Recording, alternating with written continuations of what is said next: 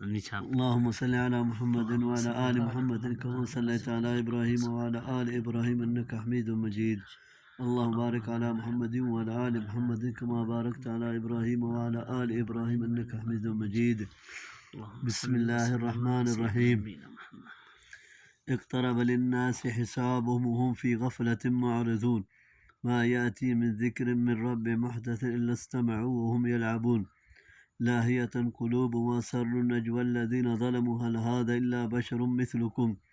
أفتأتون السحر وأنتم تبصرون قل رب يعلم القول في السماء والأرض وهو السميع العليم. وقت حساب سے مراد قیامت ہے جو ہر گھڑی قریب سے قریب تر ہو رہی ہے، اور وہ ہر چیز جو آنے والی ہے قریب ہے، اور ہر انسان کی موت بجائے خود اس کے لیے قیامت ہے۔ علاوہ ازیں گزرے ہوئے زمانے کے لحاظ سے بھی قیامت قریب ہے، کیونکہ جتنا زمانہ گزر چکا ہے باقی رہ جانے والا زمانہ اس سے کم ہے، یعنی اس کی تیاری سے غافل، دنیا کی زینتوں میں گم اور ایمان کے تقاضوں سے بے خبر ہے۔ یعنی قرآن جو وقتاً فوقتاً حسب حالات و ضروریات نیا اترتا رہتا ہے، وہ اگرچہ انہی کی نصیحت کے لیے اترتا ہے، لیکن وہ اسے اس طرح سنتے ہیں جیسے وہ اس سے استہزاء، مذاق اور کھیل کر رہے ہوں، یعنی اس میں تدبر و غور و فکر نہیں کرتے۔ یعنی نبی کا بشر ہونا ان کے لیے ناقابل قبول ہے۔ پھر یہ بھی کہتے ہیں کہ تم دیکھ نہیں رہے کہ یہ تو جادوگر ہے، تم اس کے جادو میں دیکھتے بھالتے کیوں پھنستے ہو؟ وہ تمام بندوں کی باتیں سنتا ہے اور سب کے اعمال سے واقف ہے، تم جو جھوٹ بکتے ہو اسے سن رہا ہے، اور میری سچائی کو اور جو عبادت تمہیں دے رہا ہوں اس کی حقیقت کو خوب جانتا ہے۔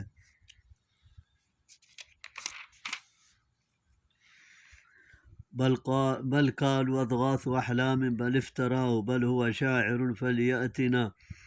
بآية كما أرسل الأولون ما آمنت قبلهم من قرية أهلكناها أفهم يؤمنون وما أرسلنا قبلك إلا رجالا نوحي إليهم فاسألوا أهل الذكر إن كنتم لا تعلمون وما جعلناهم جسدا لا يأكلون الطعام وما كانوا خالدين ثم صدقناهم الوعد فأنجيناه ومن نشاء وأهلكنا المسرفين لقد أنزلنا إليكم كتابا فيه ذكركم أفلا تعقلون وكم قسمنا من قرية كانت ظالمة وانشأنا بعدها قوما آخرين فلما أحسوا بأسنا إذا هم منها يركضون۔ ان سرکوشی کرنے والے ظالموں نے اسی پر بس نہیں کیا، بلکہ کہا کہ یہ قرآن تو پریشان خواب کی طرح پر گندہ افکار کا مجموعہ، بلکہ اس کا اپنا گھڑا ہوا ہے، بلکہ یہ شاعر ہے، اور یہ قرآن کتاب ہدایت نہیں شاعری ہے، یعنی کسی ایک بات پر ان کو قرار نہیں ہے، ہر روز ایک نیا پترا بدلتے اور نئی سے نئی الزام تراشی کرتے ہیں۔ یعنی جس طرح سمود کے لیے اونٹنی، موسیٰ علیہ السلام کے لیے عصا اور ید بیضا وغیرہ، یعنی ان سے پہلے جتنی بستیاں ہم نے ہلاک کیں، یہ نہیں ہوا کہ ان کی حسب خواہش معجزہ دکھلانے پر وہ ایمان لے آئی ہوں، بلکہ معجزہ دیکھ لینے کے باوجود وہ ایمان نہیں لائیں، جس کے نتیجے میں ہلاکت ان کا مقدر بنی۔ تو کیا اگر اہل مکہ کو ان کی خواہش کے مطابق کوئی نشانی دکھلا دی جائے تو وہ ایمان لے آئیں گے؟ نہیں، ہرگز نہیں، یہ بھی تکذیب و عناد کے راستے پر ہی بدصورت گامزن رہیں گے۔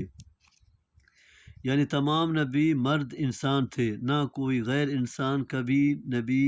آیا اور نہ غیر مرد، گویا نبوت انسانوں کے ساتھ اور انسانوں میں بھی مردوں کے ساتھ ہی خاص رہی ہے۔ اس سے معلوم ہوا ہے کہ کوئی عورت نبی نہیں بنی، اس لیے کہ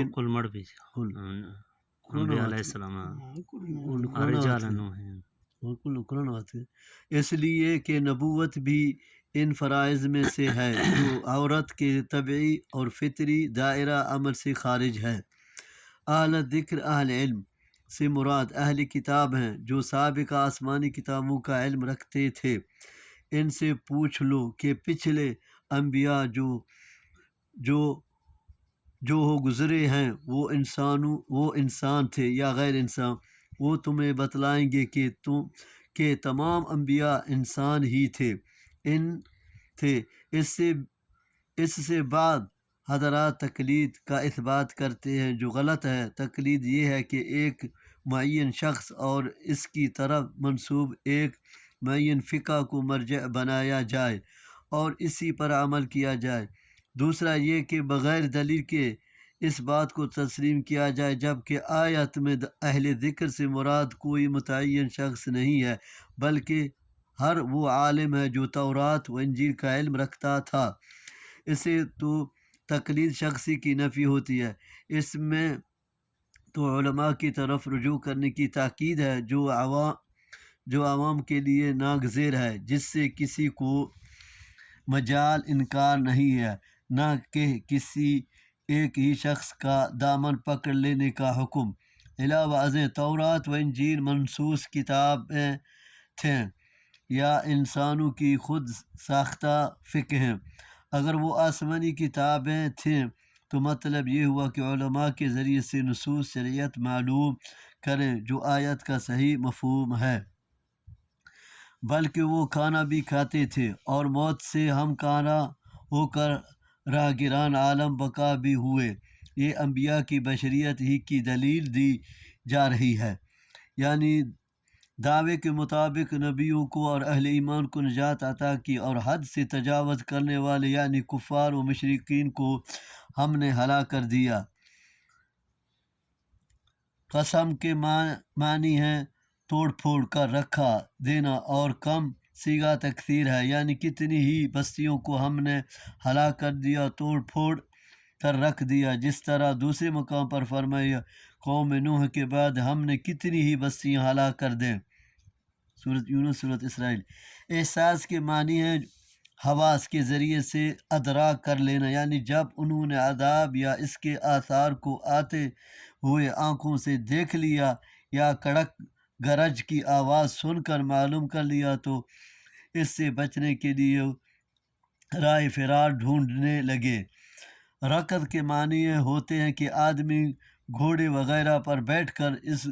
کو دوڑانے کے لیے ایڑ لگائے، یہیں سے یہ بھاگنے کے معنی میں استعمال ہونے لگا۔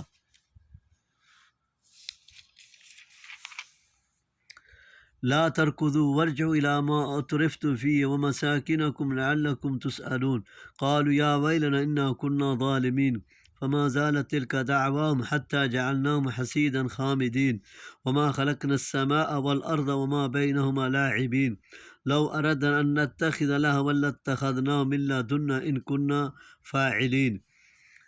بل نقذف بالحق على الباطل فيدمغه فإذا هو زاهق ولكم الويل مما تصفون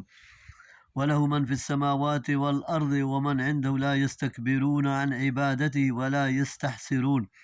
يسبحون الليل والنهار لا يفترون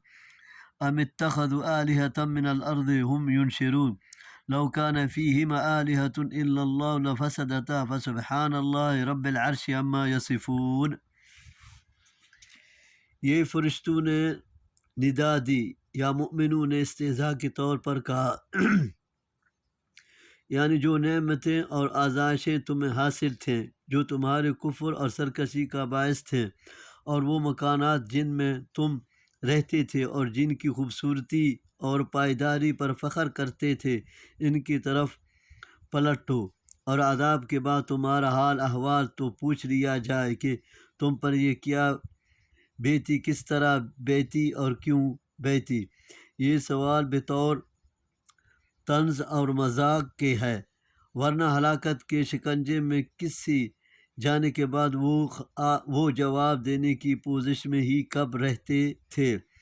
یعنی جب تک زندگی کے آثار ان کے اندر رہے وہ اعتراف ظلم کرتے رہے۔ حسید کٹی ہوئی کھیتی کو اور خمود آگ کے بجھ جانے کو کہتے ہیں، یعنی بالآخر وہ کٹی ہوئی کھیتی اور بچھی ہوئی آگ کی طرح راکھ کا ڈھیر ہو گئے۔ کوئی تاب و توانائی اور حس و حرکت ان کے اندر نہ رہی، بلکہ اس کے کئی مقاصد اور حکمتیں ہیں۔ مثلا بندے میرا ذکر و شکر کریں، نیکوں کو نیکیوں کی جزا اور بدوں کی بدیوں کی سزا دی جائے وغیرہ، یعنی اپنے پاس سے ہی کچھ چیزیں کھیل کے لیے بنا لیتے اور اپنا شوق پورا کر لیتے، اتنی لمبی چوڑی کائنات بنانے کی، اور پھر اس میں ذی روح اور ذی شعور مخلوق بنانے کی کیا ضرورت تھی اگر ہم کرنے والے ہی ہوتے۔ عربی اسلوب کے اعتبار سے یہ زیادہ صحیح ہے، یہ نسبت اس ترجمہ کہ ہم کرنے والے ہی نہیں، یعنی تخلیق کائنات کے مقاصد میں سے ایک اہم مقصد یہ ہے کہ یہاں حق و باطل کی جو معرکہ آرائی اور خیر و شر کے درمیان جو تصادم ہے، اس میں ہم حق اور خیر کو غالب اور باطل اور شر کو مغلوب کریں۔ چنانچہ ہم حق کو باطل پر یا سچ کو جھوٹ پر یا خیر کو شر پر مارتے ہیں، جس سے باطل، جھوٹ اور شر کا بھیجا نکل جاتا ہے اور چشم زدن میں وہ نابود ہو جاتا ہے۔ دماغ سر کی ایسی چوٹ کو کہتے ہیں جو دماغ تک پہنچ جائے۔ زحق کے معنی ختم یا ہلاک و تلف ہو جانے کے ہیں، یعنی رب کی طرف تم جو بے سر و پاتے منسوب کرتے یا اس کی بابت پاور کراتے ہو۔ مثلا یہ کائنات ایک کھیل ہے، ایک کھلنڈر کا شوق فضول ہے وغیرہ، یہ تمہاری ہلاکت کا باعث ہے، کیونکہ اس سے کھیل تماشا سمجھنے کی وجہ سے تم حق سے گریز اور باطل کو اختیار کرنے میں کوئی تأمل اور خوف محسوس نہیں کرتے، جس کا نتیجہ بالآخر تمہاری بربادی اور ہلاکت ہی ہے۔ سب اسی کی ملک اور اسی کے غلام ہیں۔ پھر جب تم کسی غلام کو اپنا بیٹا اور کسی لونڈی کو بیوی بنانے کے لیے تیار نہیں ہوتے تو اللہ تعالیٰ اپنے مملوکین اور غلاموں میں سے بھی بعض کو بیٹا اور بعض کو بیوی کس طرح بنا سکتا ہے؟ اس سے مراد فرشتے ہیں، وہ بھی اس کے غلام اور بندے ہیں۔ ان الفاظ سے ان کا شرف اور اکرام بھی ظاہر ہو رہا ہے کہ وہ اس کی بارگاہ میں مقربین ہیں، اس کی بیٹیاں نہیں ہیں، جیسا کہ مشرکین کا عقیدہ تھا۔ استفہام انکاری ہے، یعنی نہیں کر سکتے، پھر وہ ان کو جو کسی چیز کی قدرت نہیں رکھتے اللہ کا شریک کیوں ٹھہراتے اور ان کی عبادت کیوں کرتے ہیں؟ یعنی اگر واقعی آسمان و زمین میں دو معبود ہوتے تو کائنات میں تصرف کرنے والی دو ہستیاں ہوتے، دو کا ارادہ و شعور۔ لا يسأل عما يفعل وهم يسألون ام اتخذوا من دون آلهة قل هاتوا برهانكم هذا ذكر معي وذكر من قبل بل أكثرهم لا يعلمون الحق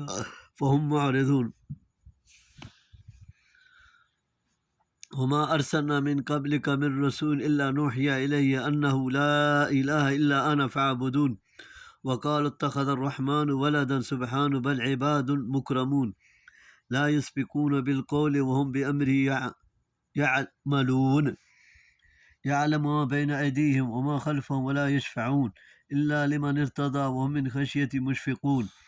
ومن يقل منهم إني إله من دون فذلك نجزيه جهنم كذلك نجزي الظالمين أولم ير الذين كفروا أن السماوات والأرض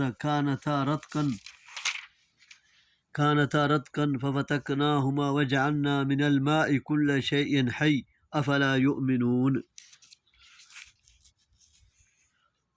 اور مرضی کار فرما ہوتی، اور جب دو ہستیوں کا ارادہ اور فیصلہ کائنات میں چلتا تو یہ نظم کائنات اس طرح قائم رہ ہی نہیں سکتا تھا جو ابتدائے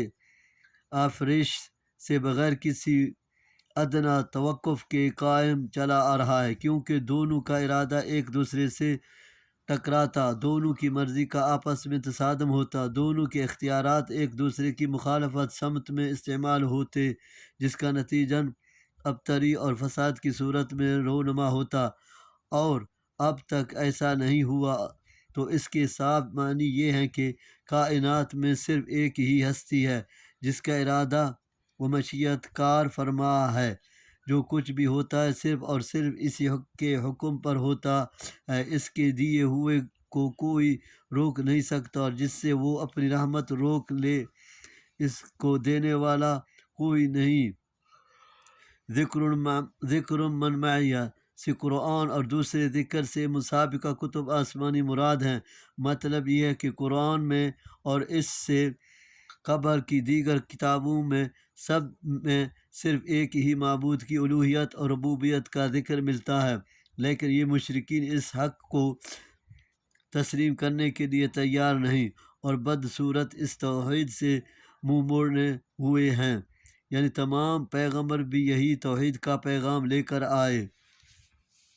اس میں مشرکین کا رد ہے جو فرشتوں کو اللہ کی بیٹیاں کہا کرتے تھے۔ فرمائے وہ بیٹیاں نہیں، اس کے ذی عزت بندے اور اس کے فرمان برادر ہیں۔ علاوہ ازیں بیٹے بیٹیوں کی ضرورت اس وقت پڑتی ہے جب عالم پیری میں ضعف و حلال کا آغاز ہو جاتا ہے، تو اس وقت اولاد سہارا بن جاتی ہے۔ اس لیے اولاد کو عصائے پیری سے تعبیر کیا جاتا ہے، لیکن بڑھاپا، ضعف و اضمحلال ایسے عوارض ہیں جو انسان کو لاحق ہوتے ہیں۔ اللہ تعالیٰ کی ذات ان تمام کمزوریوں اور کوتاہیوں سے پاک ہے، اس لیے اسے اولاد کی یا کسی بھی سہارے کی ضرورت ہی کیا ہے۔ یہی وجہ ہے کہ قرآن کریم میں بار بار اس امر کی صراحت کی گئی ہے کہ اللہ تعالیٰ کی کوئی اولاد نہیں ہے۔ اس سے معلوم ہوا کہ انبیاء صالحین کے علاوہ فرشتے بھی سفارش کریں گے۔ حدیث صحیح سے بھی اس کی تائید ہوتی ہے، لیکن یہ سفارش انہی کے حق میں ہوگی جن کے لیے اللہ تعالیٰ پسند فرمائے گا، اور ظاہر بات ہے کہ اللہ تعالیٰ سفارش اپنے نافرمان بندوں کے لیے نہیں، صرف گناہ گار مکر فرما برادر بندوں یعنی اہل ایمان و توحید ہی کے لیے پسند فرمائے گا۔ یعنی ان فرشتوں میں سے بھی اگر کوئی الہ ہونے کا دعویٰ کر دے تو ہم اسے بھی جہنم میں پھینک دیں گے۔ یہ شرطیہ کلام ہے جس کا وقوع ضروری نہیں، مقصد شرک کی تردید اور توحید کا اثبات ہے، جیسے قل ان کان للرحمن ولد فانا اول العابدین، اگر بالفرض رحمان کی اولاد ہو تو میں سب سے پہلے اس کی عبادت کرنے والوں میں سے ہوں گا۔ لئن اشرکت لیحبطن عملک، اے پیغمبر اگر تو بھی شرک کرے تو تیرے عمل برباد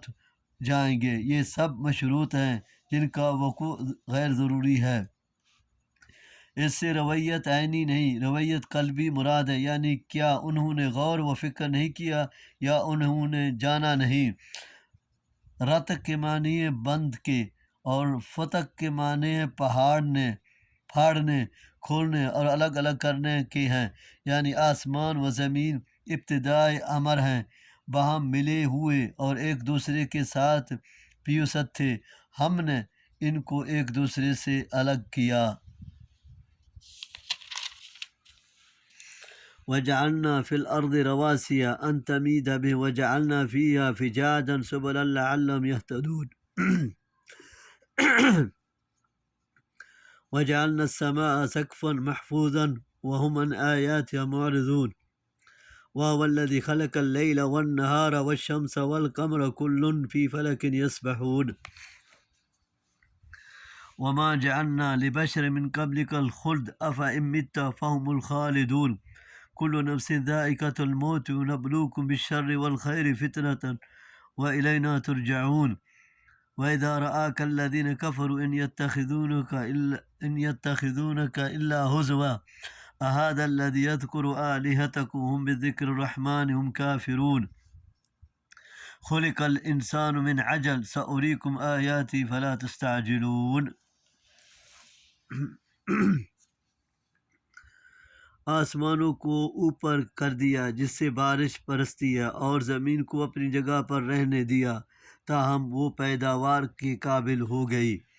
اس سے مراد اگر بارش اور چشموں کا پانی ہے تب بھی واضح ہے کہ اس سے رودگی ہوتی اور ہر ذی روح کو حیات نو ملتی ہے، اور اگر مراد نطفہ ہے تو اس میں بھی کوئی اشکال نہیں کہ ہر زندہ چیز کے وجود کے باعث وہ قطرہ آب ہے جو نر کی صلب سے نکلتا اور مادہ کے راہ میں جا کر قرار پکڑتا ہے۔ یعنی اگر زمین پر یہ بڑے بڑے پہاڑ نہ ہوتے تو زمین میں جنبش اور لرز ہوتی رہتی جس کی وجہ سے انسانوں اور حیوانوں کے لیے زمین مسکن اور مستقر بننے کی صلاحیت سے محروم رہتی۔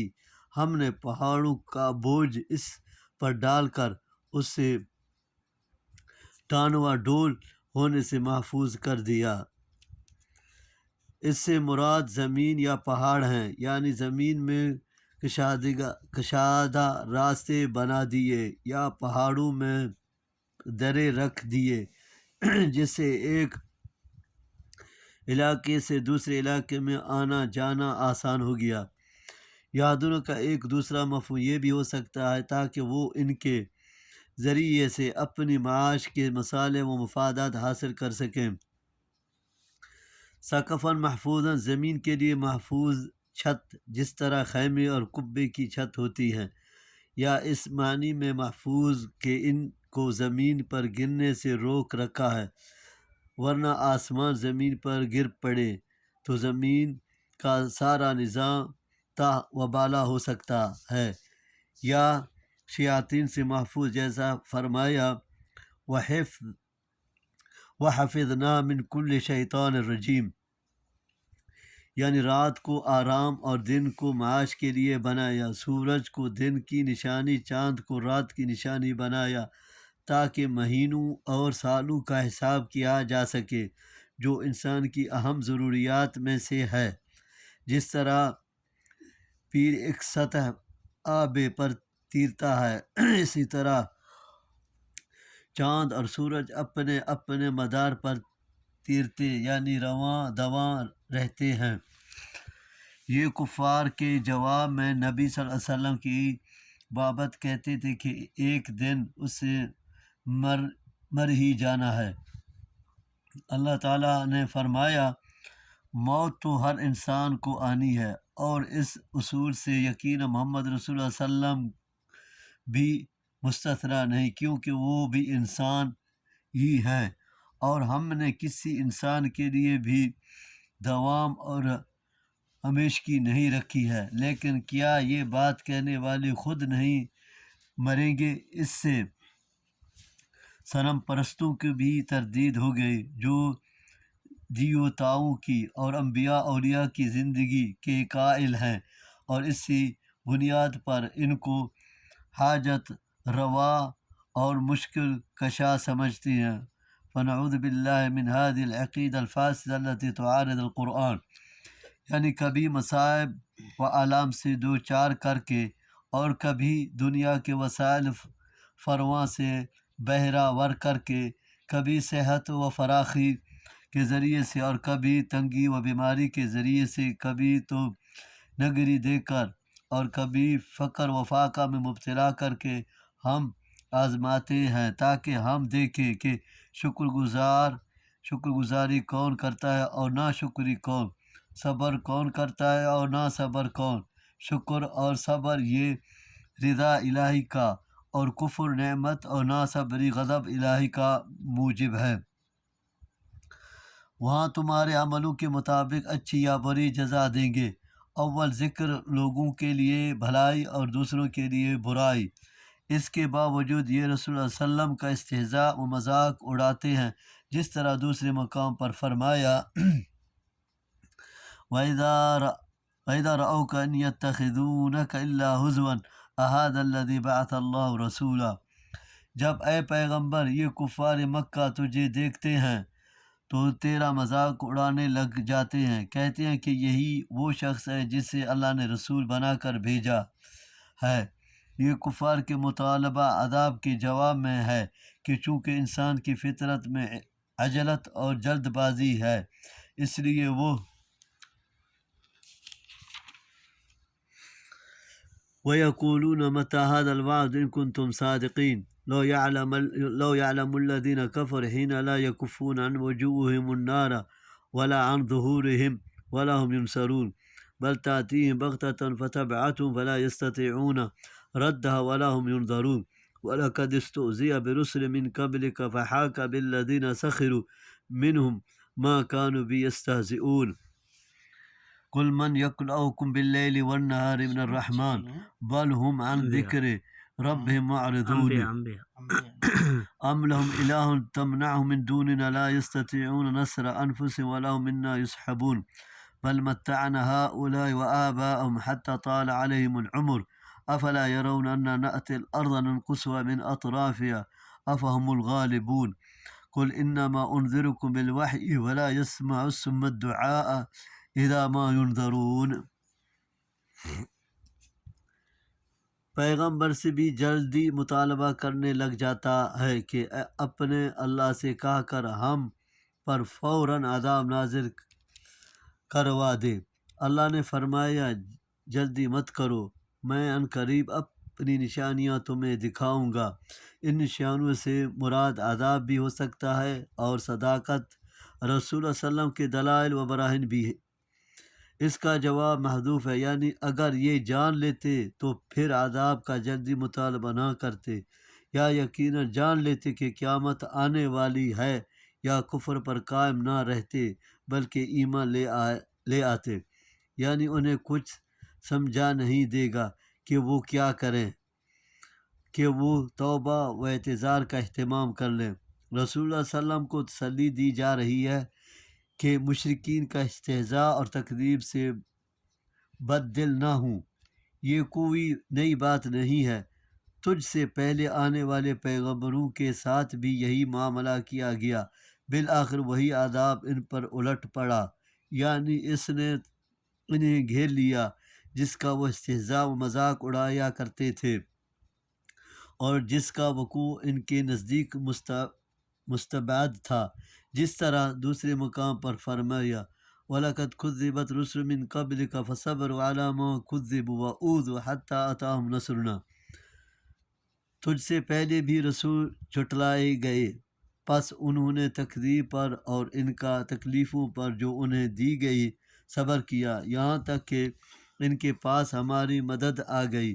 رسول اللہ صلی اللہ علیہ وسلم کی تسلی کے ساتھ کفر مشرکین کے لیے اس میں تمہید و وعید بھی ہے، یعنی تمہارے جو کرتوتوں ہیں وہ تو ایسے ہیں کہ دن یا رات کی کسی بھی گھڑی میں تم پر عذاب آ سکتا ہے۔ اس عذاب سے دن اور رات تمہاری کون حفاظت کرتا ہے؟ کیا اللہ کے سوا بھی کوئی اور ہے جو عذاب الہی سے تمہاری حفاظت کر سکے؟ اس کے معنی ہیں وَلَا هُمْ يَجَارُونَ مِنْ عَذَابِنَا،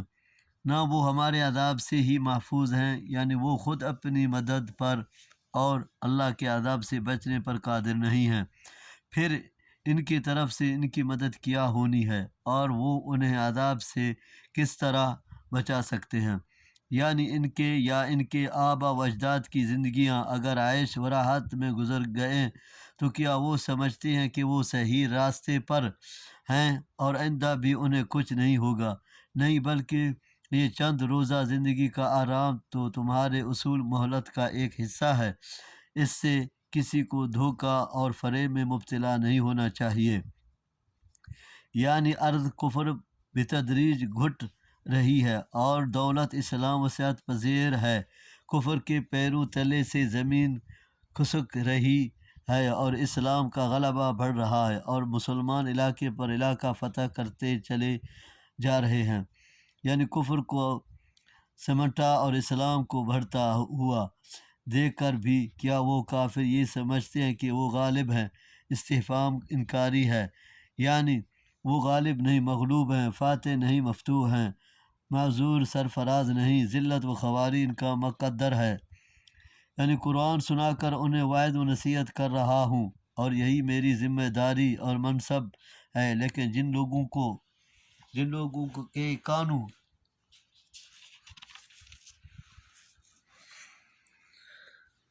وَلَئِن مَّسَّتْهُ نَفْحَةٌ مِّنْ عَذَابِ رَبِّكَ لَيَقُولَنَّ يَا وَيْلَنَا إِنَّا كُنَّا ظَالِمِينَ وَنَضَعُ الْمَوَازِينَ الْقِسْطَ لِيَوْمِ الْقِيَامَةِ فَلَا تُظْلَمُ نَفْسٌ شَيْئًا إِنْ كَانَ مِثْقَالَ حَبَّةٍ مِّنْ خَرْدَلٍ أَتَيْنَا بِهَا وَكَفَىٰ بِنَا حَاسِبِينَ وَلَقَدْ آتَيْنَا مُوسَىٰ وَهَارُونَ الْفُرْقَانَ وَضِيَاءً وَذِكْرًا لِّلْمُتَّقِينَ الَّذِينَ يَخْشَوْنَ رَبَّهُم بِالْغَيْبِ وَهُم مِّنَ السَّاعَةِ مُشْفِقُونَ وَهَٰذَا ذِكْرٌ مُّبَارَكٌ أَنزَلْنَاهُ أَفَأَنتُمْ لَهُ مُنكِرُونَ وَلَقَدْ آتَيْنَا إِبْرَاهِيمَ رُشْدَهُ مِن قَبْلُ وَكُنَّا بِهِ عَالِمِينَ إِذْ قَالَ لِأَبِيهِ وَقَوْمِهِ مَا هَٰذِهِ التَّمَاثِيلُ الَّتِي أَنتُمْ لَهَا عَاكِفُونَ کو اللہ نے حق کے سننے سے بہرا کر دیا، آنکھوں پر پردہ ڈال دیا اور دلوں پر مہر لگا دی، ان پر اس قرآن کا اور وعظ و نصیحت کا کوئی اثر نہیں ہوتا۔ یعنی عذاب کا ایک ہلکا سا چھپٹا اور تھوڑا حصہ بھی پہنچے گا تو پکار اٹھیں گے اور اعتراف ظلم کرنے لگ جائیں گے۔ موازین میزان ترازو کی جمع ہے، وزن اعمال کے لیے قیامت والے دن یا تو کئی ترازویں ہوں گی یا ترازو تو ایک ہی ہوگی۔ محض تفہیم شان کے لیے یا تعداد اعمال کے اعتبار سے جمع کا لفظ استعمال کیا گیا ہے۔ انسان کے اعمال تو اعراض ہیں،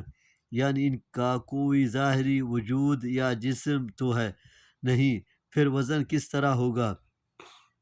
یہ سوال آج سے قبل تک تو شاید کوئی اہمیت رکھتا ہو، لیکن آج سائنسی ایجادات نے اسے ممکن بنا دیا ہے۔ اب ان ایجادات کے ذریعے سے اعراض کا اور بے وزن چیزوں کا وزن بھی تولا جانے لگا ہے۔ جب انسان اس بات پر قادر ہو گیا ہے تو اللہ تعالیٰ کے لیے ان اعمال کا جو اعراض ہیں وزن کرنا کون سا مشکل امر ہے۔ اس کی تو شان ہی اعلیٰ کل شین قدیر ہے۔ علاوہ ازیں یہ بھی ممکن ہے کہ انسانوں کو دکھلانے کے لیے ان اعراض کو وہ اجسام میں بدل دے اور پھر وزن کرے، جیسا کہ حدیث میں بعض اعمال کے مجسم ہونے کا ثبوت ملتا ہے۔ مثلا صاحب قرآن کے لیے قرآن ایک خوش شکل نوجوان کی شکل میں آئے گا،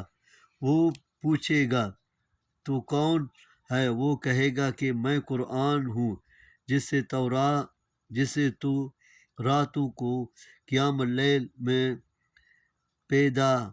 بیدار رہ کر اور دن کو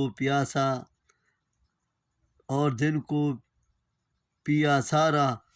کر پڑھا کرتا تھا۔ اسی طرح مومن کی قبر میں عمل صالح ایک خوشی رنگ اور معطر نوجوان کی شکل میں آئے گا، اور کافر و منافق کے پاس اس کے برعکس شکل میں۔ اس کی مزید تفصیل کے لیے دیکھیے سورۃ اعراف نمبر 7 کا شعر۔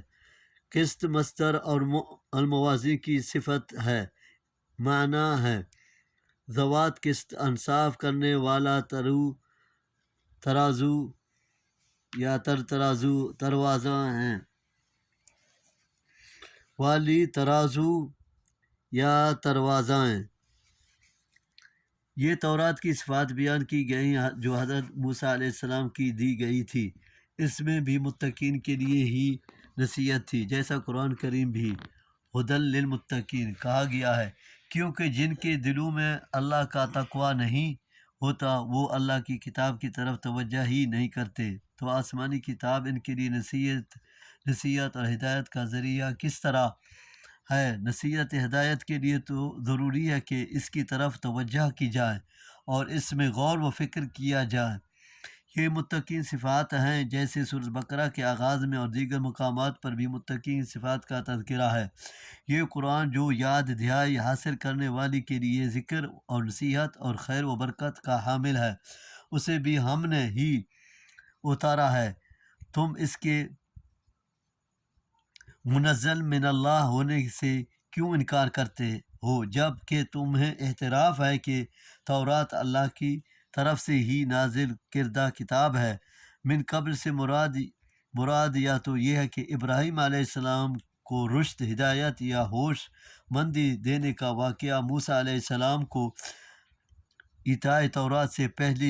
پہلے کا ہے، یا یہ مطلب ہے کہ ابراہیم علیہ السلام کو نبوت سے قبل ہی ہوش مندی عطا کر دی تھی، یعنی ہم جانتے تھے کہ وہ اس کا رشد کا اہل ہے اور وہ اس کا صحیح استعمال کرے گا۔ تماثیل تمثال کی جمع ہے، یہ اصل میں کسی چیز کی ہو بہو نقل کو کہتے ہیں، جیسے پتھر کا مجسمہ یا کاغذ اور دیوار وغیرہ پر کسی کی تصور پر۔ یہاں مراد وہ مورتیاں ہیں جو قوم ابراہیم علیہ السلام نے اپنے معبود کی بنا رکھی تھی اور جن کی وہ عبادت کرتے تھے۔ عاقف معقوف سے اس فاعل کا صیغہ ہے، جس کے معنی کسی چیز کو لازم پکڑنے اور اس پر جھک کر تم کر بیٹھے رہنے کے ہیں۔ اسی سے اعتکاف ہے، جس میں انسان اللہ کی عبادت کے لیے جم کر بیٹھتا اور یکسو اور انہماک سے اس کی طرف لو لگتا ہے۔ یہاں اس سے مراد بتوں کی تعظیم، عبادت اور ان کی تھانوں پر مجاور بن کر بیٹھنا ہے۔ یہ تماثیل، مورتیاں اور تصویریں قبر پرستوں اور پیر پرستوں میں بھی آج کل عام ہیں اور ان کو بڑے اہتمام سے گھروں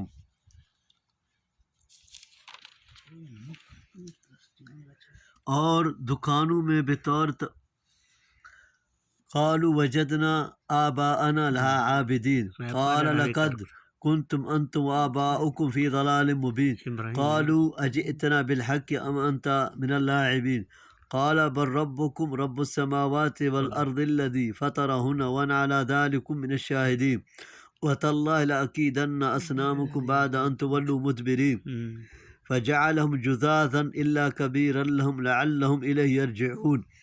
قالوا من فعل هذا بآلهتنا إنه لمن الظالمين قالوا سمعنا فتى يذكرهم يقال له إبراهيم قالوا فأتوا به على أعين الناس لعلهم يشهدون قالوا أنت فعلت هذا بآلهتنا يا إبراهيم قال بل فعلوا كبيرهم هذا فاسألوهم إن كانوا ينطقون قطیدار معافی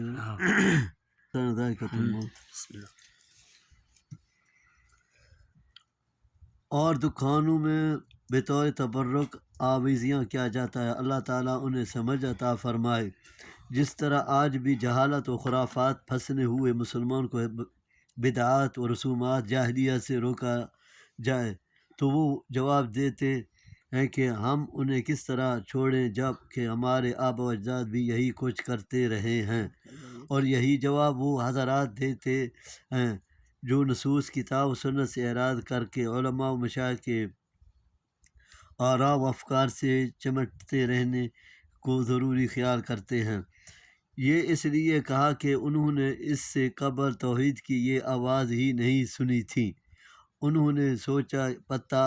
نہیں، اور ابراہیم علیہ السلام ہمارے ساتھ مذاق تو نہیں کر رہا ہے، یعنی میں مذاق نہیں کر رہا ہوں بلکہ ایک ایسی چیز پیش کر رہا ہوں جس کا علم و یقیناً مشاہدہ مجھے حاصل ہے، اور وہ یہ کہ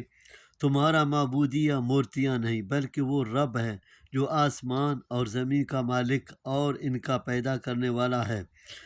یہ حضرت ابراہیم علیہ السلام اپنے دل میں عزم کیا۔ بات کہتے ہیں کہ آہستہ سے کہا، جس سے مقصود بعض لوگوں کو سنانا تھا۔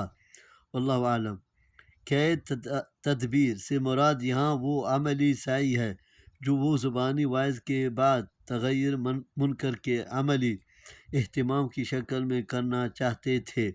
یعنی بتوں کو توڑ پھوڑ۔ چنانچہ وہ جس دن اپنی عید یا کوئی جشن مناتے تھے۔ ساری قوم اس کے لیے باہر چلی گئی، اور ابراہیم علیہ السلام نے موقع غنیمت جان کر انہیں توڑ پھوڑ کر رکھ دیا، صرف ایک بڑا بت چھوڑ دیا۔ بعض کہتی ہیں کہ کھلاڑی اس کے ہاتھ میں پکڑا دی تاکہ وہ اس سے پوچھے، یعنی جب وہ جشن سے فارغ ہو کر آئے تو دیکھا کہ معبود تو ٹوٹے پڑے ہیں، تو کہنے لگے یہ کوئی بڑا ہی ظالم شخص ہے جس نے یہ حرکت کی ہے۔ ان میں سے بعض نے کہا کہ وہ نوجوان ابراہیم علیہ السلام ہے نا، وہ ہمارے بتوں کے خلاف باتیں کرتا ہے، معلوم ہوتا ہے یہی اس کی کارستانی ہے، یعنی اس کا سزا ملتی ہوئی دیکھے تاکہ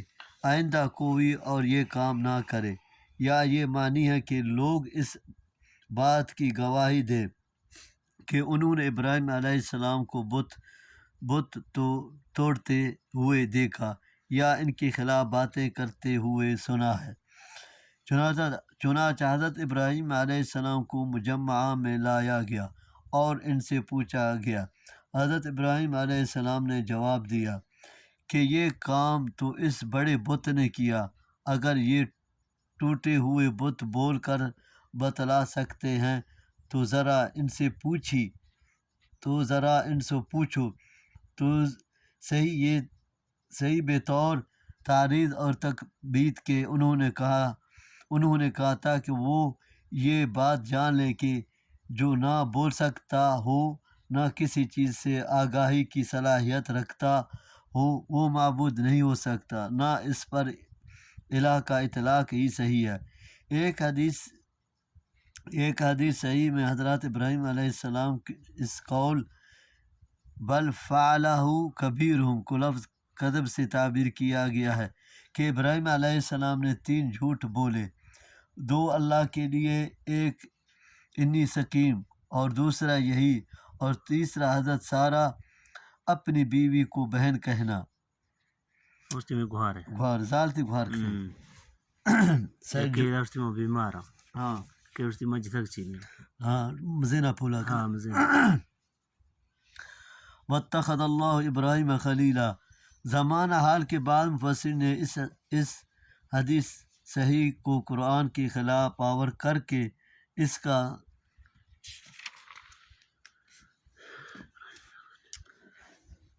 فرجعوا الى انفسهم فقالوا انکم انتم الظالمون ثم نكسوا على رؤوسهم لقد علمت ما هؤلاء ينطقون قال افتعبدون من دون الله ما لا ينفعكم شيئا ولا يضركم اف لكم ولما تعبدون من دون الله افلا تعقلون قالوا حرقوا وانصروا آلهتكم ان كنتم فاعلين قلنا يا نار كوني بردا وسلاما على ابراهيم وارادوا به كيدا فجعلناهم الاخسرين ونجيناه ولوطا الى الارض التي باركنا فيها للعالمين۔ سنوها ایمان لوط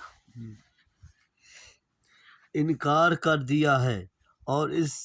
کی صحت پر اصرار کو غلو اور روایت پرستی قرار دیا ہے، لیکن ان کی یہ رائے صحیح نہیں۔ یقیناً حقیقت کے اعتبار سے انہیں جھوٹ نہیں کہا جا سکتا، لیکن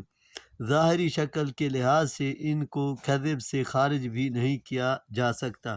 کو یہ کذب اللہ کے ہاں قابل مؤاخذہ نہیں ہے، کیونکہ وہ اللہ ہی کے لیے بولے گئے ہیں، درحالانہ کہ کوئی گناہ کا کام اللہ کے لیے نہیں ہو سکتا، اور یہ تب ہی ہو سکتا ہے کہ ظاہری طور پر کذب ہونے کے باوجود وہ حقیقتاً کذب نہ ہو۔ جیسے حضرت آدم علیہ السلام کے لیے عصا اور غوا کے الفاظ استعمال ہوئے ہیں، حالانہ کہ خود قرآن میں ہی ان کے فعل عقل، شجر کو نسیان اور ارادے کی کمزوری کا نتیجہ بھی بتلایا گیا ہے، جس کا صاف مطلب یہ ہے کہ کسی کام کے 2 پہلو بھی ہو سکتے ہیں، من وجہ اس میں استحسان اور من وجہ ظاہری قباحت کا پہلو ہو۔ حضرت ابراہیم علیہ السلام کا یہ قول اس پہلو سے ظاہری طور پر کذب ہی ہے کہ یہ واقعہ کے خلاف تھا۔ بتوں کو انہوں نے خود توڑا تھا، لیکن اس کا انتساب بڑے بت کی طرف کیا، لیکن چونکہ مقصد ان کا تعریض اور اثبات توحید تھا، اس لیے حقیقت کے اعتبار سے ہم اسے جھوٹ کے بجائے اتمام حجت کا ایک طریق اور مشرک کی بے عقلی کے اثبات و اظہار کا ایک اندازہ کہیں گے۔ علاوہ ازیں حدیث میں ان کذبات کا ذکر جس ضمن میں آیا ہے وہ بھی قابل غور ہے، اور وہ ہے میدان محشر میں اللہ کے روبرو جا کر سفارش کرنے سے اس لیے گریزیں کرنا کہ ان سے دنیا میں 3 موقعوں پر لغزش کا صدور ہوا، حالانکہ وہ لغزشیں نہیں ہیں، یعنی حقیقت اور مقصد کے اعتبار سے وہ جھوٹ نہیں ہیں، مگر وہ اللہ کی عظمت و جلال کی وجہ سے اتنے خوف زدہ ہوں گے کہ یہ باتیں جھوٹ کے ساتھ ظاہری مماثلت کی وجہ سے قابل گرفت نظر آئیں گی۔ گویا حدیث میں مقصد حضرت ابراہیم علیہ السلام کو جھوٹا ثابت کرنا ہرگز نہیں ہے، بلکہ اس کیفیت کا اظہار ہے جو قیامت والے دن خشیت الہی کی وجہ سے ان پر طاری ہوگی۔ حضرت ابراہیم علیہ السلام کے اس جواب سے وہ سوچ میں پڑ گئے اور ایک دوسرے کو لاجواب ہو کر کہنے لگے، واقعی ظالم تو تم ہی ہو جو اپنی جان سے دفع مضرت پر اور نقصان پہنچانے والے کا ہاتھ پکڑنے پر قادر نہیں۔ وہ مستحق عبادت کیوں کر ہو سکتا ہے؟ بعد نے یہ مفہوم بیان کیا ہے کہ معبود کی عدم حفاظت پر ایک دوسرے کو ملامت کی ترک حفاظت پر ایک دوسرے کو ظالم کہا۔ پھر اے ابراہیم علیہ السلام، تو ہمیں یہ کیوں کہہ رہا ہے کہ ان سے پوچھو، اگر یہ بول سکتے ہیں، جب کہ تو اچھی طرح جانتا ہے کہ یہ بولنے کی طاقت سے محروم ہے۔ یعنی جب وہ خود ان کے بے بسی کے اعتراف پر مجبور ہو گئے تو پھر ان کے بے عقلی پر افسوس کرتے ہوئے کہا کہ اللہ کو چھوڑ کر ایسے بے بسوں کی تم عبادت کرتے ہو۔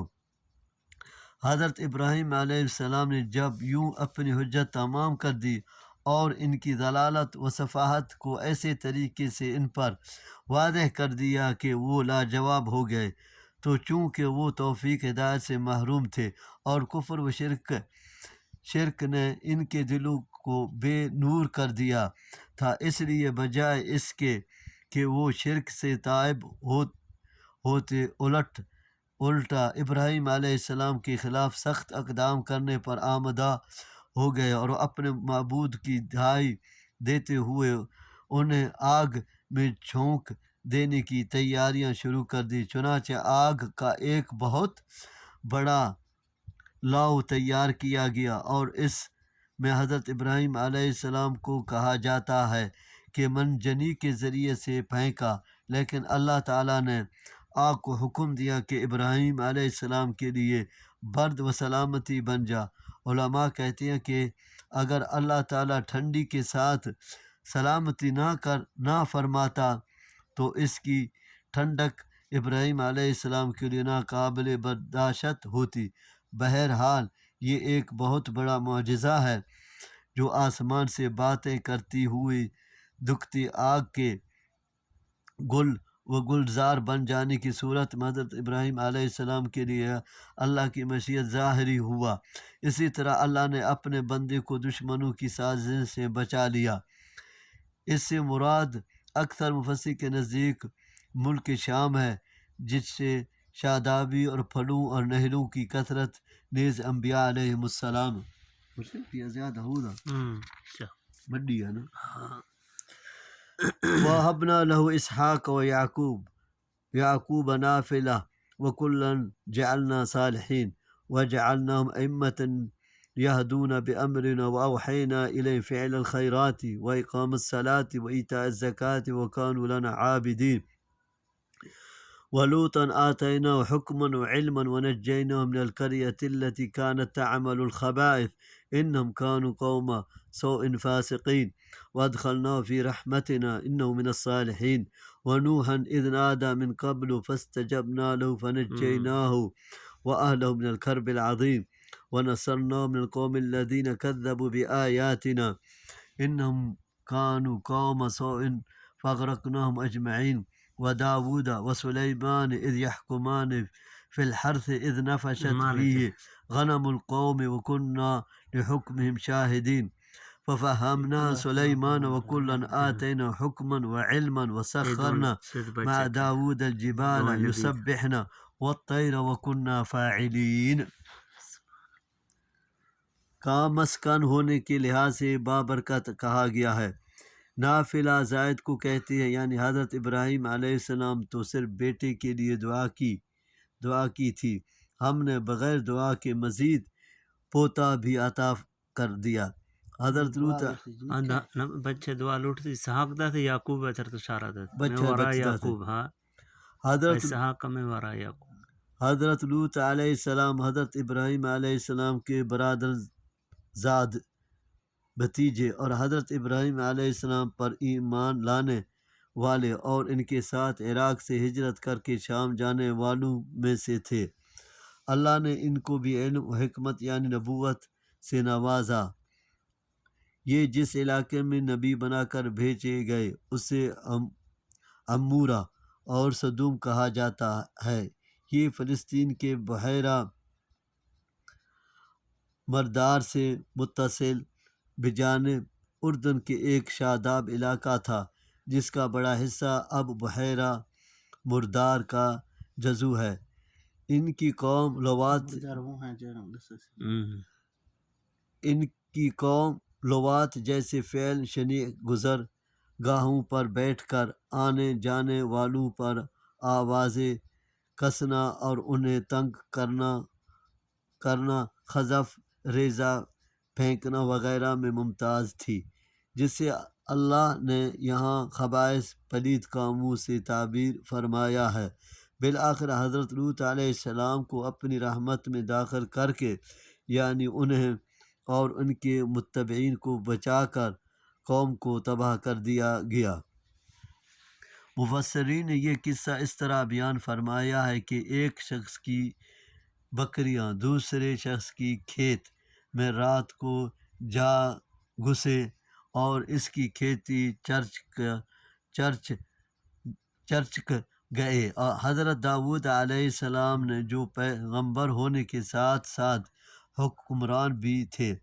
فیصلہ دیا کہ بکریاں کھیت والے لے تاکہ اس کے نقصان کی تلافی ہو جائے.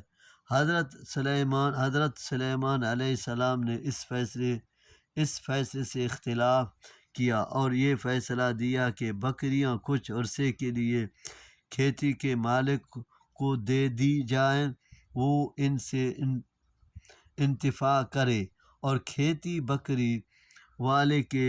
سپرد کر دی جائے تاکہ وہ کھیتی کی آب پاشی اور دیکھ بھال کر کے اسے صحیح کرے. جب وہ اس حالت میں آ جائے جو بکریاں کے چرنے سے پہلے تھی تو کھیتی والے کو اور بکری والے کو واپس کر دی جائیں. پہلے فیصلے کے مقابلے دوسرا فیصلہ اس لحاظ سے زیادہ بہتر تھا کہ اس میں کسی کو بھی اپنی چیز سے محروم ہونا نہیں پڑا، جبکہ پہلے فیصلے میں بکری والے اپنی بکریوں سے محروم کر دی گئے تھے. تاہم اللہ نے حضرت داؤد علیہ السلام کی بھی تعریف کی اور فرمایا کہ ہم نے ہر ایک کو یعنی داؤد علیہ السلام اور سلیمان علیہ السلام دونوں کو علم و حکمت سے نوازا تھا. بعض لوگ اس سے استدلال کرتے ہوئے کہتے ہیں کہ ہر مجتہد مصیب ہوتا ہے. امام شوکانی فرماتا ہے کہ یہ دعویٰ صحیح نہیں. کسی ایک معاملے میں دو الگ الگ متضاد فیصلہ کرنے والے دو مجتہد بے وقت دونوں مصیب نہیں ہو سکتے. ان میں ضرر اور ایک مصیب درست فیصلہ کرنے والا ہوگا، اور دوسرا مہدی غلط فیصلہ کرنے والا۔ البتہ یہ الگ بات ہے کہ مجتہد مخطی عند اللہ گناہ گار نہیں ہوگا، بلکہ اسے ایک اجر ملے گا، کما فی الحدیث الصحیح۔ اس سے مراد یہ نہیں کہ پہاڑ ان کی تسبیح کی آواز سے گونج اٹھتے تھے، کیونکہ اس میں تو کوئی اعجاز ہی باقی نہ رہتا۔ حرکہ وما کی اونچی آواز سے پہاڑوں کی میں گونج پیدا ہو سکتی ہے، بلکہ مطلب حضرت داؤد علیہ السلام کی تسبیح کے ساتھ پہاڑوں کو بھی تسبیح پڑھنا ہے۔ نیز یہ مجاز انہیں حقیقتاً تھا، یعنی پرندے بھی داؤد علیہ السلام کی پر سوز آواز سن کر اللہ کی تسبیح کرنے لگتے۔ والطیر یا تو مفتوح ہے اور اس کا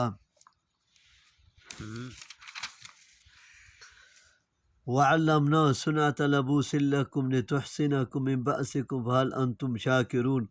وَلِسُلَيْمَانَ الرِّيحَ عَاصِفًا تَجْرِي بِأَمْرِهِ إِلَى الْأَرْضِ الَّتِي بَارَكْنَا فِيهَا وَكُنَّا بِكُلِّ شَيْءٍ عَالِمِينَ وَمِنَ الشَّيَاطِينِ مَنْ يَغُوصُونَ لَهُ وَيَعْمَلُونَ عَمَلًا دُونَ ذَلِكَ وَكُنَّا لَهُمْ حَافِظِينَ وَأَيُّوبَ إِذْ نَادَى رَبَّهُ أَنِّي مَسَّنِيَ الضُّرُّ وَأَنْتَ أَرْحَمُ الراحمين فاستجبنا له فكشفنا ما به من ضر وآتيناه أهله ومثلهم معهم رحمة من عندنا وذكرى للعابدين وإسماعيل وإدريس وذا الكفل كل من الصابرين وأدخلناهم في رحمتنا إنهم من الصالحين وذا النون إذ ذهب مغاضبا فظن أن لن نقدر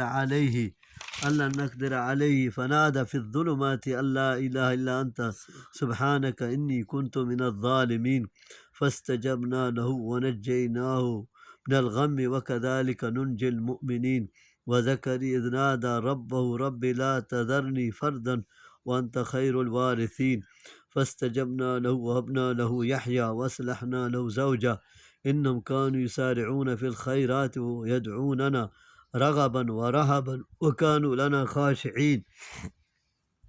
واللاتي أحسنت فرجها فنفخنا فيها من روحنا وجعلناها وابن آية للعالمين إن هذه أمتكم أمة واحدة وأنا ربكم فاعبدون وتقطعوا أمرهم بينهم كل إلينا راجعون ومن يعمل من الصالحات وهو مؤمن فلا كفران لسعيه وإنا له كاتبون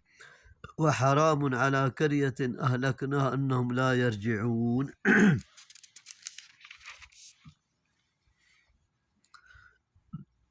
عطف جبال پر ہے یا پھر یہ مرفوع ہے اور خبر محفوظ کا مبتدا، یعنی والطیر مسخرات، مطلب یہ ہے کہ پرندے بھی داؤد علیہ السلام کے لیے مسخر کر دیے گئے تھے، یعنی یہ تفہیم ایتا حکم اور تسخیر ان سب کے کرنے والے ہم ہی تھے، اس لیے ان میں کسی کو تعجب کرنے کی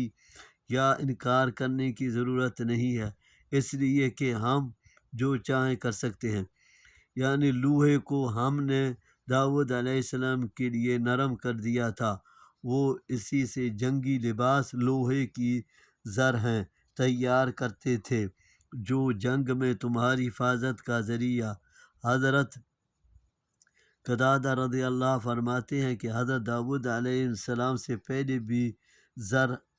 زر ہیں بنتی تھی، لیکن وہ سادہ، بغیر کنڈوں اور بغیر حلقوں کے ہوتی تھی۔ حضرت داؤد علیہ السلام پہلے شخص ہیں جنہوں نے کنڈے دار اور حلقے والی زر ہیں بنائے، یعنی جس طرح پہاڑ اور پرندے حضرت داؤد علیہ السلام کے لیے مسخر کر دیے گئے تھے، اسی طرح ہوا حضرت سلیمان علیہ السلام کے تابع کر دی گئی تھی، وہ اپنے اعیان سلطنت سمیت تخت پر بیٹھے جاتے تھے اور جہاں چاہتے مہینوں کی مسافت لمحوں اور ساعتوں میں طے کر کے وہاں پہنچ جاتے، ہوا آپ کے تحت کو اڑا کر لے جاتی بابرکت زمین سے مراد شام کا علاقہ ہے۔ جنات بھی حضرت سلیمان علیہ السلام کے تابع تھے، جو ان کے حکم سے سمندروں میں غوطے لگاتے اور موتی اور جواہر نکال لاتے، اسی طرح دیگر عمارتی کام جو آپ چاہتے کرتے تھے۔ یعنی جنوں کے اندر جو سرکشی اور فساد کا مادہ ہے، اس سے ہم نے سلیمان علیہ السلام کی حفاظت کی اور وہ ان کے آگے سرتابی کی مجال نہیں رکھتے تھے۔ قرآن مجید میں حضرت ایوب علیہ السلام کو صابر کہا گیا ہے۔ سورۃ صاد 44 کا مطلب یہ ہے کہ انہیں سخت آزمائشوں میں ڈالا گیا، جن میں انہوں نے صبر و شکر کا دامن ہاتھ سے نہیں چھوڑا، اور یہ آزمائشیں اور تکلیفیں کیا تھیں۔ اس کی مسند تفصیل تو نہیں ملتی، تاہم قرآن کے انداز بیان سے معلوم ہوتا ہے کہ اللہ تعالیٰ نے انہیں مال و دولت، دنیا، اولاد وغیرہ سے نوازا ہوا تھا۔ بطور آزمائش اللہ تعالیٰ نے ان سے یہ سب نعمتیں چھین لیں، حتیٰ کہ جسمانی صحت سے بھی محروم اور بیماریوں میں گھر کر رکھ گئے۔ بالآخر کہا جاتا ہے کہ 18 سال کی آزمائشوں کے بعد بارگاہ الہی میں دعا کی، اللہ نے دعا قبول فرمائی اور صحت کے ساتھ مال و اولاد پہلے سے دگنا عطا فرمائے۔ اس کی کچھ تفسیر صحیح ابن حبان کی ایک روایت میں ملتی ہے، اور جزع فزع صبر کے منافی ہے، جس کا اظہار حضرت ایوب علیہ السلام نے کبھی نہیں کیا۔ البتہ دعا صبر کی منافی نہیں ہے، اس لیے اللہ تعالیٰ نے اس کے لیے ہم نے قبول کر لی کہ الفاظ استعمال فرمائے۔ ذوالکفل کے بارے میں اختلاف ہے کہ وہ نبی تھے یا نہیں، بعد نے ان کی نبوت کے اور بعد ولایت کے قائل ہیں۔ امام ابن جریر نے ان کی بابت توقف اختیار کیا ہے۔ امام ابن کثیر فرماتے ہیں قرآن میں نبیوں کے ساتھ ان کا ذکر ان کے نبی ہونے کی ظاہر کرتا ہے، واللہ عالم۔ مچھلی والے سے مراد حضرت یونس علیہ السلام ہیں، جو اپنی قوم سے ناراض ہو کر اور انہیں عذاب الہی کی دھمکی دے کر اللہ کے حکم کے بغیر ہی وہاں سے چل دیے تھے، جس پر اللہ نے ان کی گرفت فرمائی اور انہیں مچھلی کا لقمہ بنا دیا۔ اور اس کی کچھ تفسیر سورۃ یونس میں گزر چکی ہے اور کچھ سورۃ صافات میں آئے گی۔ ظلمات، ظلمہ کی جمع بیانہ اندھیرا۔ حضرت یونس علیہ السلام متعدد اندھیروں میں گھر گئے، رات کا اندھیرا، سمندر کا اندھیرا اور مچھلی کے پیٹ کا اندھیرا۔ ہم نے یونس علیہ السلام کی دعا قبول کی اور اسے اندھیروں سے اور مچھلی کے پیٹ سے نجات دی، اور جو بھی مومن ہمیں اس طرح شدائد اور مصیبتوں میں پکارے گا، ہم اسے نجات دیں گے۔ حدیث میں بھی آتا ہے، نبی صلی اللہ علیہ وسلم نے فرمایا، جس مسلمان نے بھی اس دعا کے ساتھ کسی معاملے کے لیے دعا مانگی تو اللہ نے اسے قبول فرمائے۔ حضرت لا الہ الا انت سبحانک انی کنت من الظالمین۔ یونس علیہ السلام ہے۔ حضرت زکریا علیہ السلام کا بڑھاپے میں اولاد کے لیے دعا کرنا اور اللہ کی طرف سے اس کا عطا کیا جانا، اس کی ضروری تفسیر سورۃ آل عمران اور سورۃ طٰہٰ میں گزر چکی ہے۔ یہاں بھی اس کی طرف اشارہ ان الفاظ میں کیا ہے، یعنی وہ بانجھ اور ناقابل اولاد تھی، ہم نے اس نقص کا ازالہ فرما کر اسے نیک بچہ عطا فرمایا۔ گویا قبول و دعا کے لیے ضروری ہے کہ ان باتوں کا اہتمام کیا جائے جن کے بطور خاص یہاں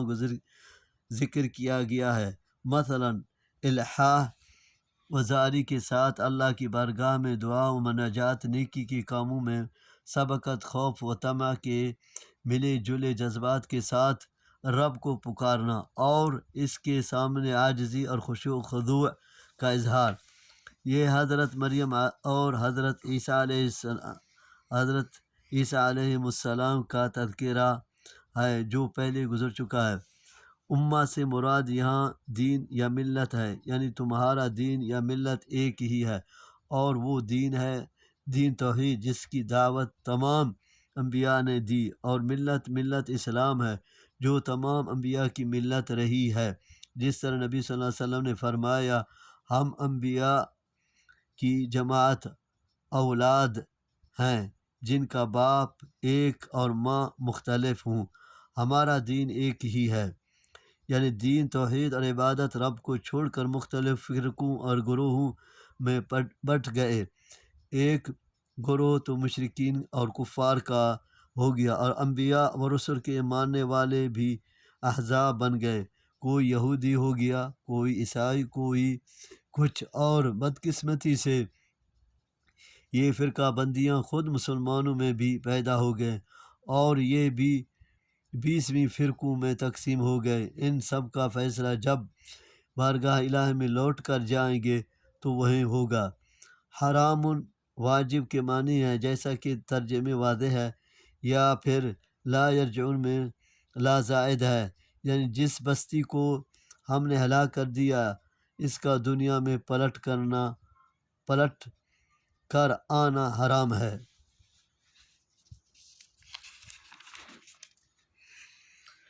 حتیٰ اذا فتحت یأجوج ومأجوج وهم من كل حدب ينسلون واقترب الوعد الحق فإذا هي شاخصة أبصار الذين كفروا يا ويلنا قد كنا في غفلة من هذا بل كنا ظالمين إنكم وما تعبدون من دون الله حسب جهنم أنتم لها واردون لو كان هؤلاء آلهة ما وردوها وكل فيها خالدون لهم فيها زفير وهم فيها لا يسمعون إن الذين سبقت لهم منا الحسنى أولئك عنها مبعدون لا يسمعون حسيسها وهم فيما اشتهت أنفسهم خالدون لا يحزنهم الفزع الأكبر وتتلقاهم الملائكة هذا يومكم الذي كنتم توعدون يوم نطوي السماء كطي السجل للكتب كما بدأنا أول خلق نعيد وعدا علينا إنا كنا فاعلين ولقد كتبنا في الزبور من بعد الذكر أن الأرض يرثها عبادي الصالحون إن في هذا لبلاغا لقوم عابدين وما أرسلناك إلا رحمة للعالمين قل إنما يوحى إلي أنما إلهكم إله واحد فهل أنتم مسلمون فإن تولوا فقل آذنتكم على سواء وإن أدري أقريب أم بعيد ما توعدون إنه يعلم الجهر من القول ويعلم ما تكتمون۔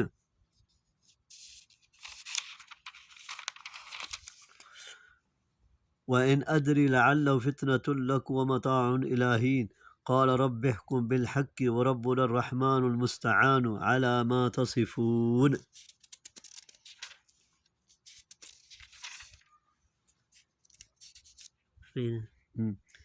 یاجوج و ماجوج کی ضروری تفسیر سورۃ کاف کے آخر میں گزر چکی ہے۔ حضرت عیسیٰ علیہ السلام کی موجودگی میں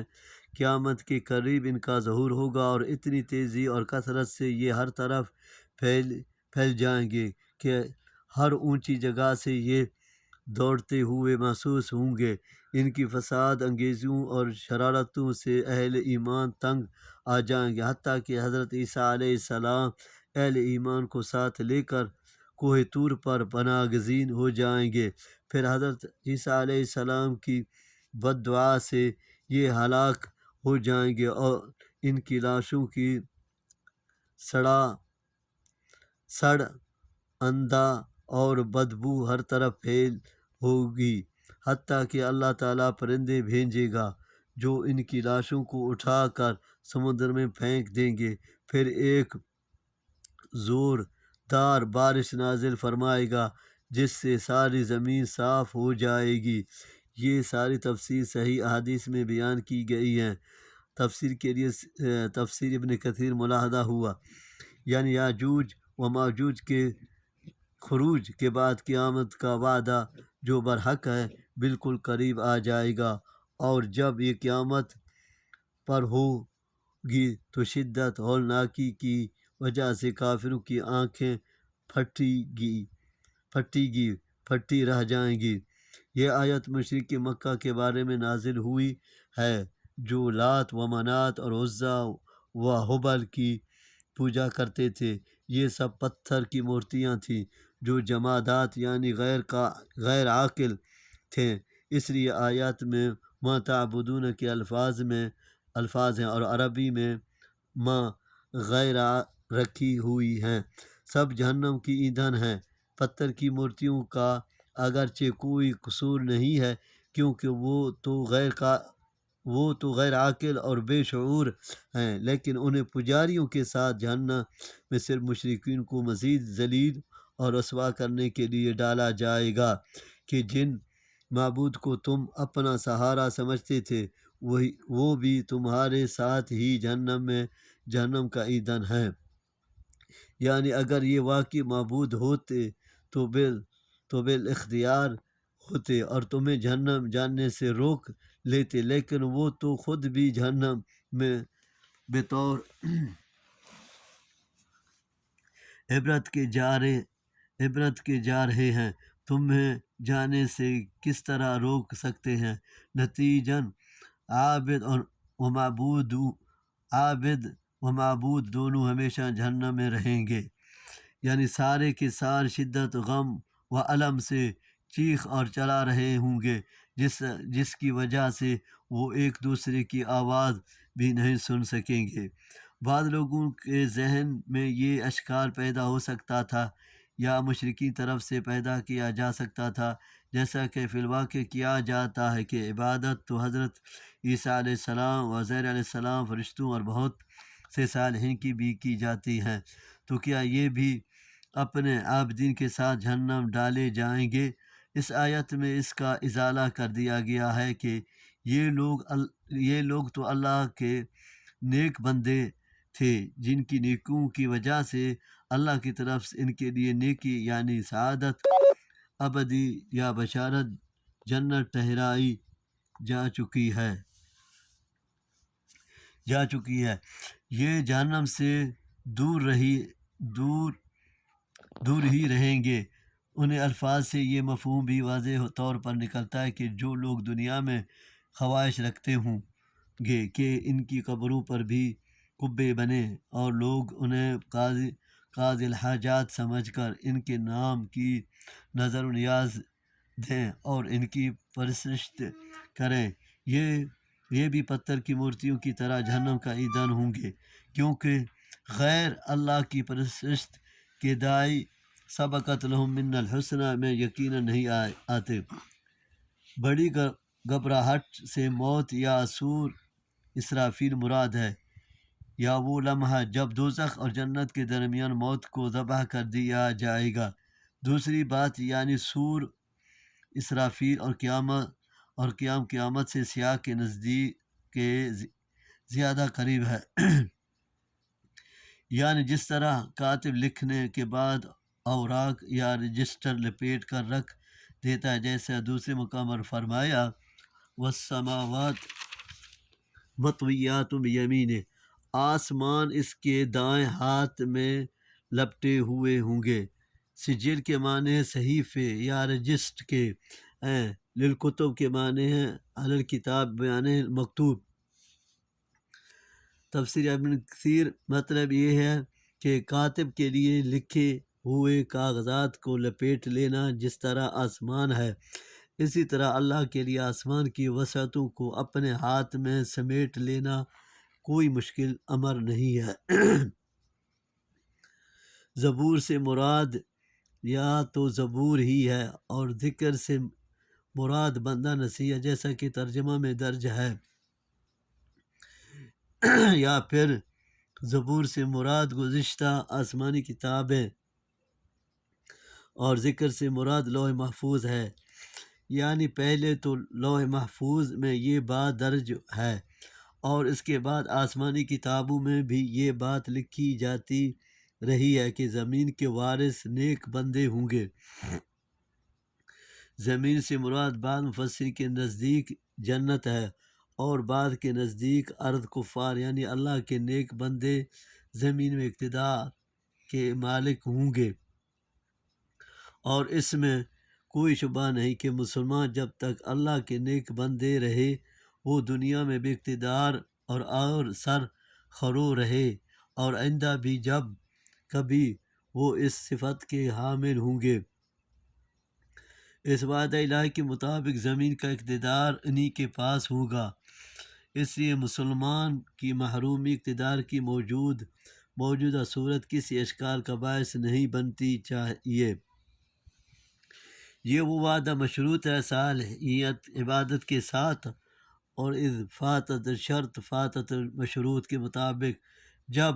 مسلمان اس خوبی سے محروم ہو گئے تو اقتدار سے بھی محروم کر دیے گئے۔ اس میں گویا حصول اقتدار کا طریقہ بتلایا گیا ہے، اور وہ ہے صالحیت یعنی اللہ رسول کے احکامات کے مطابق زندگی گزارنا اور اس کے حدود و ضابطوں پر کاربند رہنا۔ وفی ہذا سے مراد وہ وعد تنبیہ ہے جس صورت میں مختلف انداز سے بیان کی گئی ہے۔ بلاغ سے مراد کفایت منفعت ہے، یعنی وہ کافی اور مفید ہے۔ اس سے مراد قرآن مجید ہے جس میں مسلمانوں کے لیے منفعت اور کفایت ہے۔ عابدین سے مراد خشوع خضوع سے اللہ کی عبادت کرنے والے، اور شیطان اور خواہشات نفس پر اللہ کی اطاعت کو ترجیح دینے والے ہیں۔ اس کا مطلب یہ ہے کہ جو آپ صلی اللہ علیہ وسلم کی رسالت پر ایمان لے آئے گا اس نے گویا اس رحمت کو قبول کر لیا اور اللہ کی اس نعمت کا شکر ادا کیا، نتیجہ دنیا و آخرت کی سعادتوں سے ہم کنارہ ہوگا۔ اور چونکہ آپ صلی اللہ علیہ وسلم کی رسالت پورے جہان کے لیے ہے، اس لیے آپ صلی اللہ علیہ وسلم پورے جہان کے لیے رحمت بن کر یعنی اپنی تعلیمات کے ذریعے سے دین و دنیا کی سعادتوں سے ہمکنار کرنے کے لیے آئے ہیں۔ بعض لوگوں نے اس اعتبار سے بھی نبی صلی اللہ علیہ وسلم کو جہان والوں کے لیے رحمت قرار دیا ہے کہ آپ صلی اللہ علیہ وسلم کی وجہ سے یہ امت بالکلیہ تباہی و بربادی سے محفوظ کر دی گئی، جیسے پچھلی قومیں اور امتیں حرف غلط کی طرح مٹا دی جاتی رہیں۔ امت محمدیہ جو امت اجابت اور امت دعوت کے اعتبار سے پوری نوع انسانی پر مشتمل ہے، پر اس طرح کا کلی عذاب نہیں آئے گا۔ اور حدیث سے معلوم ہوتا ہے کہ مشرکین کے لیے بد دعا نہ کرنا یہ بھی آپ صلی اللہ علیہ وسلم کی رحمت کا ایک حصہ تھا۔ انی لم ابعث لعانا وانما بعثت رحمہ۔ اسی طرح غصے میں کسی مسلمان کو لعنت یا سب و شتم کرنے کو بھی قیامت والے دن رحمت کا باعث قرار دینا آپ صلی اللہ علیہ وسلم کی رحمت کا حصہ ہے۔ اس لیے ایک حدیث میں آپ صلی اللہ علیہ وسلم نے فرمایا انما انا رحمت مہدی، میں رحمت مجسم بن کر آیا ہوں جو اللہ کی طرف سے اہل جہان کے لیے ایک ہدیہ ہے۔ اس میں یہ واضح کیا گیا ہے کہ اصل رحمت توحید کو اپنا لینا اور شرک سے بچ جانا، یعنی جس طرح میں جانتا ہوں کہ تم میری دعوت و توحید و اسلام سے منہ موڑ کر میرے دشمن ہو، اسی طرح تمہیں بھی معلوم ہونا چاہیے کہ میں بھی تمہارا دشمن ہوں اور تمہاری آپس میں کھلی جنگ ہے۔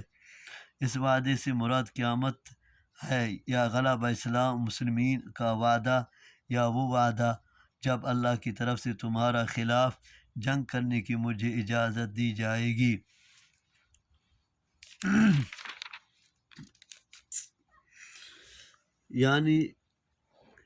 یعنی اس وعدہ الہی میں تاخیر میں نہیں جانتا کہ تمہاری آزمائش کے لیے ہے